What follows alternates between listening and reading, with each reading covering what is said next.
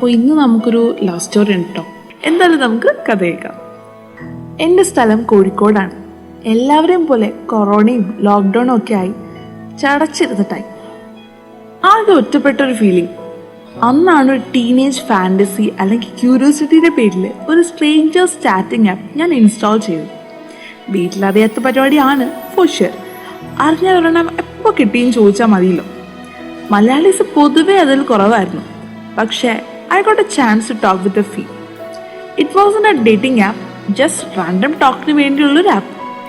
അങ്ങനെ ഞാൻ ഒത്തിരി പേരുമായിട്ട് അതിൽ സംസാരിച്ചു. ചാറ്റ് ചെയ്തു. ഒബ്വിയസ്ലി പലരുടെയും മോട്ടീവ് വാസൻ ജസ്റ്റ് ടോക്കിംഗ്. കുറേ മുഖമൂടികളെ ഞാൻ പരിചയപ്പെട്ടു. ആദ്യമൊക്കെ നല്ല ഫ്രണ്ട്സായിട്ട് സംസാരിച്ച് തുടങ്ങി. പിന്നെ ട്രാക്ക് മാറിപ്പോകുന്ന ഓരോരോ ആൾക്കാർ. പക്ഷെ നല്ല ആൾക്കാരും അതിലുണ്ട്. അങ്ങനെ സംസാരിച്ച് നല്ല സെറ്റ് ഓഫ് ഫ്രണ്ട്സ് എനിക്ക് അതിൽ നിന്നുണ്ടായി. അതായത് ആസ് എ സമ്മറി പറഞ്ഞ 4 ബെസ്റ്റ് ഫ്രണ്ട്സിനെ കിട്ടി.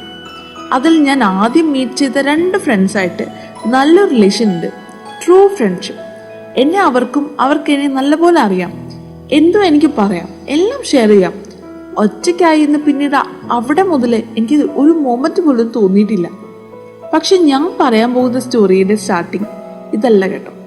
This was just an introduction. ഞാൻ അവനോട് എന്താണ് ആദ്യമായിട്ട് ചാറ്റ് ചെയ്യാൻ ചെന്നതെന്ന് ചോദിച്ചാൽ സത്യത്തിൽ എനിക്ക് ഓർമ്മയില്ല. കാരണം ഞാൻ ആദ്യമൊക്കെ അവൻ എന്നോട് സംസാരിക്കാൻ വരുമ്പോൾ എപ്പോഴും അവോയ്ഡ് ചെയ്ത് വിടുമായിരുന്നു. അങ്ങനെ എനിക്കൊരു ദിവസം ഞാൻ ഒത്തിരി നേരം ചാറ്റ് ചെയ്തു. അവൻ അവനെ പറ്റിയും ഞാൻ എന്നെ പറ്റിയും പറഞ്ഞു. ഇപ്പോൾ എന്നെ അത്ഭുതപ്പെടുത്തുന്ന കാര്യം എന്താണെന്ന് വെച്ചാൽ, ഞങ്ങളന്ന് ആദ്യമായിട്ട് മനസ്സ് വന്ന് സംസാരിച്ചപ്പോൾ ഇതിനു മുമ്പ് ഒരിക്കലും തമ്മിൽ കാണാത്ത ഒരു മുൻപരിചയവും ഇല്ലാത്ത ഒരാളോട് സംസാരിക്കുന്ന പോലെ ഞങ്ങൾക്ക് ഒരിക്കലും ഫീൽ ചെയ്തില്ല. കഴിഞ്ഞ 7 മാസങ്ങളുടെ ഇടയിൽ ഒരിക്കൽ പോലും ഞങ്ങൾക്ക് അങ്ങനെ തോന്നിയിട്ടില്ല. അവൻ അവനെപ്പറ്റി പറഞ്ഞതിനേക്കാൾ കൂടുതൽ അവൻ പറഞ്ഞത് അവൻ്റെ പ്രണയത്തെക്കുറിച്ചായിരുന്നു. ഞങ്ങൾ തമ്മിൽ എന്തോ ഒരു സോൾ കണക്ഷൻ എനിക്ക് എപ്പോഴും ഫീൽ ചെയ്യാറുണ്ട്. അവൻ ഓരോന്ന് പറയുമ്പോൾ എനിക്ക് അത് ഡയറക്റ്റ് എൻ്റെ ഉള്ളിലേക്ക് ആഴ്ന്നിറങ്ങുന്ന ഒരു എഫക്റ്റാണ്. അന്ന് രാത്രി ഞങ്ങൾ ഒരുപാട് സംസാരിച്ചു. ഏകദേശം പറഞ്ഞാൽ 4-5 മണിക്കൂർ നീണ്ടു നിന്ന് ചാറ്റിങ്. എങ്ങനെയോ എവിടെയോ മുറിഞ്ഞു പോയ അവൻ്റെ പ്രണയം എൻ്റെ കണ്ണുകൾ നിറച്ചു. അന്ന് എനിക്ക് അവനോടൊരു ബഹുമാനവും ആദരവും ഒക്കെ തോന്നി. ഒരാണിനൊരു പെണ്ണിനെ ഇങ്ങനെയൊക്കെ ഇത്ര ആഴത്തിൽ സ്നേഹിക്കാൻ പറ്റുമെന്ന് ഞാൻ ചിന്തിച്ചു. പിന്നീട് അങ്ങോട്ട് അവനോട് സംസാരിക്കുക എന്നത് മാത്രമായിരുന്നു എൻ്റെ ഫേവറേറ്റ് ജോബ്. അങ്ങനെ ഒത്തിരി ക്ലോസ് ആയിരുന്നു. നമ്പേഴ്സ് എക്സ്ചേഞ്ച് ചെയ്യണം എന്ന് ഞങ്ങൾ തീരുമാനിച്ചു. പക്ഷെ ഒരു സത്യം എന്താണെന്ന് വെച്ചാൽ, എനിക്കന്ന് സ്മാർട്ട് ഫോൺ ഒന്നും ഉണ്ടായിരുന്നില്ല. പഴയ ഒരു നോക്കിയ ഫോണിലായിരുന്നു എൻ്റെ സിം ഇട്ടിരുന്നത്. അപ്പോൾ പിന്നെ ഞാൻ എങ്ങനെ അവനോട് ചാറ്റ് ചെയ്തു എന്നൊക്കെ ഒരു ഡൗട്ട് വന്ന് കാണുമല്ലേ. അമ്മയുടെ ഫോണായിരുന്നു അന്നൊക്കെ എൻ്റെ ആശ്വാസം. അതിലായിരുന്നു ഞാൻ ആ ആപ്പ് യൂസ് ചെയ്തു കൊണ്ടിരുന്നത്. ഒരു രീതിയിൽ ചിന്തിച്ചാൽ അതൊക്കെ അത്ര നല്ലൊരു കാര്യം ഒന്നുമല്ല, ശരിയാണ്. പക്ഷേ എന്നെ സംബന്ധിച്ച് അതായിരുന്നു ലൈഫ് ചേഞ്ചിങ് മൂമെൻറ്റ്സ് തന്നെ. അങ്ങനെ ഞങ്ങൾ നമ്പേഴ്സ് എക്സ്ചേഞ്ച് ചെയ്തു. പക്ഷേ വിളിച്ചിരുന്നില്ല, ഒന്നും ചെയ്തില്ല. പക്ഷേ ഇതിലെ ട്വിസ്റ്റ് എന്തായിരുന്നു എന്ന് വെച്ചാൽ, ഞങ്ങൾ നമ്പേഴ്സ് എക്സ്ചേഞ്ച് ചെയ്ത് ഒരാഴ്ച കഴിഞ്ഞപ്പോൾ ആ ആപ്പ് പ്ലേ സ്റ്റോറിൽ നിന്നും പോയി. അതായത് അന്ന് നമ്മൾ എക്സ്ചേഞ്ച് ചെയ്തില്ലായിരുന്നെങ്കിൽ നമ്പർ, ഇന്ന് ഇങ്ങനൊരു മെയിൽ ജനിക്കില്ലായിരുന്നു. വീട്ടിൽ നിന്ന് അവനെ വിളിക്കാൻ എനിക്ക് പേടിയായിരുന്നു. കാരണം വീട്ടിലെങ്ങാനും അറിഞ്ഞാൽ ആകെ പ്രശ്നമാവും. അതിൽ സംശയമൊന്നുമില്ല. അങ്ങനെ ഇരിക്കുകയാണ് എൻ്റെ ഒരു കസിൻ്റെ വീട്ടിൽ ഒരു ഫംഗ്ഷൻ വരുന്നത്. ഇന്ന് ഞാൻ ആ ദിവസം മറക്കില്ല. ഒക്ടോബർ 9. അന്ന് ഞാൻ ആദ്യമായി അവൻ്റെ ശബ്ദം കേട്ടു. ഫംഗ്ഷൻ്റെ തിരക്കിനിടയിൽ ആരും ശ്രദ്ധിക്കില്ല എന്നൊരു ധൈര്യത്തിലായിരുന്നു അന്ന് അവനെ വിളിച്ചത്. ആദ്യമായാണ് അവനോട് സംസാരിക്കുന്നതെന്ന് ഞാൻ പറഞ്ഞിട്ട് കൂടെ ഉണ്ടായിരുന്ന എൻ്റെ കസിന് വിശ്വസിക്കാൻ പറ്റുന്നുണ്ടായിരുന്നില്ല. കാരണം ഞങ്ങൾ വർഷങ്ങളായിട്ട് സംസാരിച്ച് പരിചയമുള്ള ആൾക്കാരെ പോലെയായിരുന്നു അന്ന് സംസാരിച്ചിരുന്നത്. പിന്നീട് അങ്ങോട്ട് അവനെ വിളിക്കാനൊരു ചാൻസിന് വേണ്ടി ഞാൻ കാത്തിരിക്കുമായിരുന്നു. ഞങ്ങൾ പിന്നീട് ഫോണിൽ ഒത്തിരി സംസാരിച്ചു, ഒത്തിരി അടുത്തു. അങ്ങനെ ഇരിക്കെ ഒരു ഫോൺ എനിക്ക് അച്ഛൻ മേടിച്ചു തന്നു. അപ്പോൾ പിന്നെ ഞങ്ങളുടെ സംസാരവും ചാറ്റിങ്ങും ഒക്കെ വാട്സപ്പ് വഴിയായി. അവൻ എനിക്ക് ആരെന്ന് പലപ്പോഴും ഞാൻ എന്നോട് തന്നെ ചോദിച്ചിട്ടുണ്ട്. എന്നാൽ അതിനുത്തരമില്ലാത്ത ഒന്നായിട്ട് മനസ്സിൽ ഇന്നും നിൽക്കുന്നുണ്ട്. അവൻ നന്നായി പാടുമായിരുന്നു.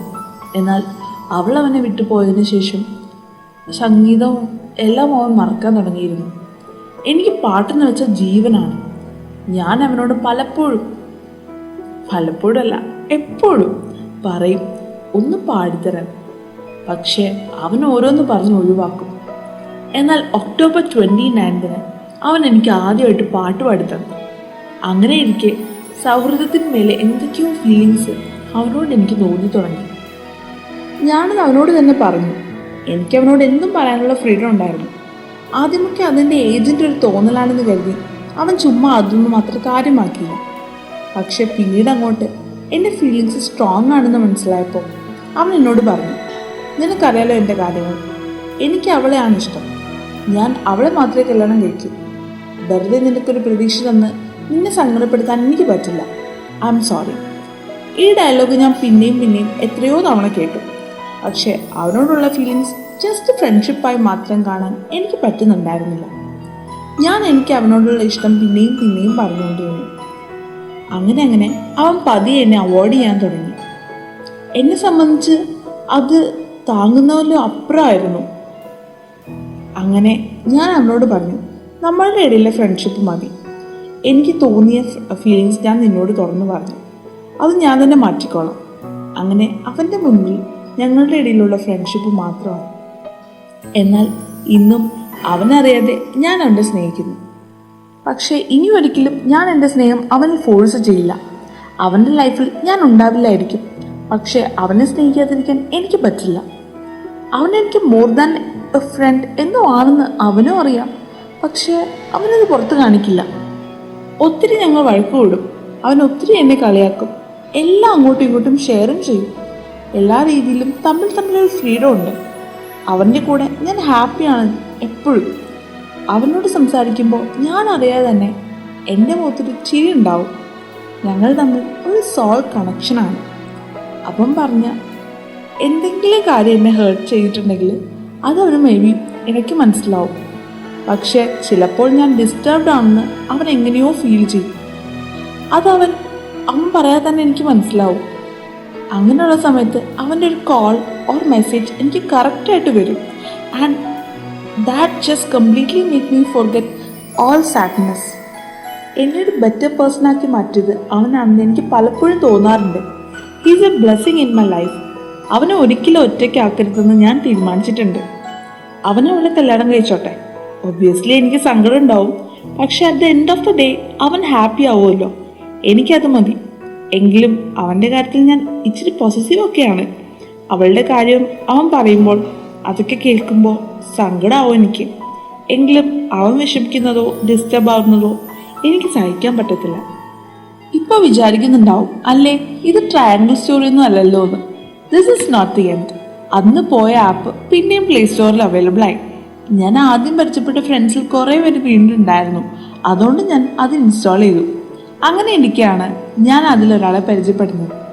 ഞങ്ങൾ ഒരുപാട് സംസാരിച്ചു, നല്ല കമ്പനിയായി.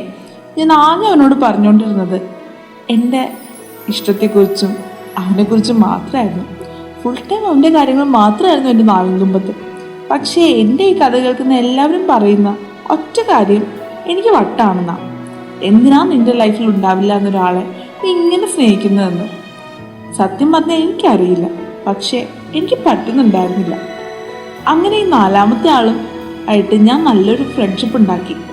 എന്നെ ഞെട്ടിച്ചുകൊണ്ട് പുള്ളി എന്നോട് ഒരു ദിവസം പറഞ്ഞു, ആൾക്ക് എന്നെ ഒത്തിരി ഇഷ്ടമാണെന്ന്. ഞാൻ സത്യത്തിൽ അന്ന് ആകെ ഷോക്കായി.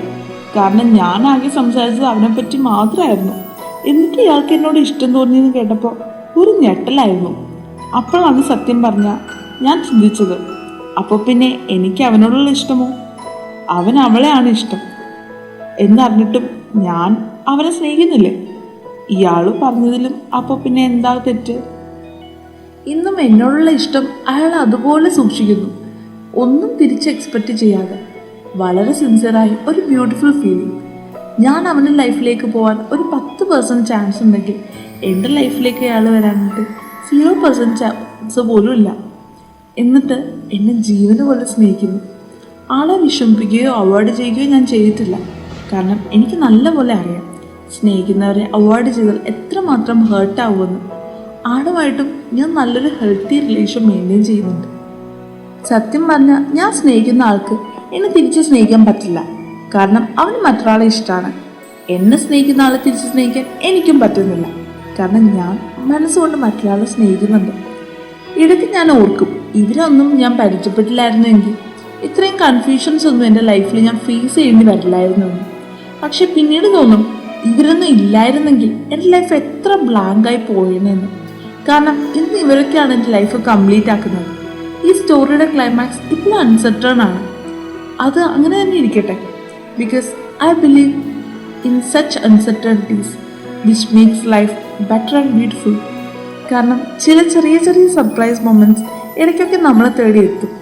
കഴിഞ്ഞ കുറേ മാസങ്ങളായിട്ട് ഞങ്ങൾ നല്ല ബെസ്റ്റീസാണ്. ഇതുവരെ നേരിട്ട് കാണാത്ത എന്നാൽ ചുറ്റും കൂടെയുള്ളവരെക്കാൾ എന്നെ മനസ്സിലാക്കുന്ന, എന്നെ അറിയാവുന്ന അപരിചിതർ. അവരെൻ്റെ ലൈഫിലേക്ക് വന്ന് വലിയ വലിയ സർപ്രൈസസ് തന്ന് എൻ്റെ ലൈഫിൻ്റെ ഒരു ഭാഗമായിട്ട് മാറി. എന്നെക്കാൾ നന്നായി എന്നെ മനസ്സിലാക്കി കുറച്ച് പേർ. I want to keep this friendship forever. ചില റിലേഷൻഷിപ്സ് അങ്ങനെയാണ്. നേരിട്ട് കാണണമെന്നോ മുൻപേ പരിചയം വേണമെന്നോ അങ്ങനെയൊന്നുമില്ല. ഒരു സോൾ ടു സോൾ കണക്ഷനാണ് അവിടെ എല്ലാം മുന്നോട്ട് നയിക്കുന്നത്. സോ ഇതാണ് നമ്മുടെ കുട്ടി സ്റ്റോറി. എന്തായാലും എനിക്ക് പറയാമെന്ന് വെച്ചാൽ, ഇപ്പോൾ മോൾ ഇഷ്ടപ്പെടുന്ന ആൾക്ക് മോളോട് തിരിച്ചൊരു ഫീലിങ്സ് ഇല്ലെങ്കിൽ ഓക്കെ, ദാറ്റ്സ് ഫൈൻ. കാരണം എല്ലാവർക്കും നമ്മൾ വിചാരിക്കും പോലെയൊന്നും നമ്മളോട് ഇഷ്ടങ്ങൾ ഉണ്ടാവണമെന്നില്ല. നമ്മളത് റെസ്പെക്റ്റ് ചെയ്യുക. അയാളുടെ ഫീലിങ്സൊക്കെ നമ്മൾ റെസ്പെക്റ്റ് ചെയ്യുക. അത് തിരിച്ച് അതേപോലെ കിട്ടണമെന്ന് വാശി പിടിക്കുമ്പോഴത് തെറ്റാവുന്നത്. തുറന്നു പറയുന്നതിൽ തെറ്റില്ല. ഓൾസോ രണ്ടാമത്തെ പാർട്ട്, മോൾ ഇഷ്ടപ്പെടുന്ന ആൾ എപ്പോഴെങ്കിലും അയാളോട് ഫീലിങ്സ് തിരിച്ചു തോന്നുകയാണെങ്കിൽ അത് തുറന്നു പറയാം. That's okay, that's completely fine and be happy. പിന്നെ എനിക്ക് ഇത്രയൊക്കെ പറയാനുള്ളൂ കേട്ടോ. അപ്പോൾ ബൈ.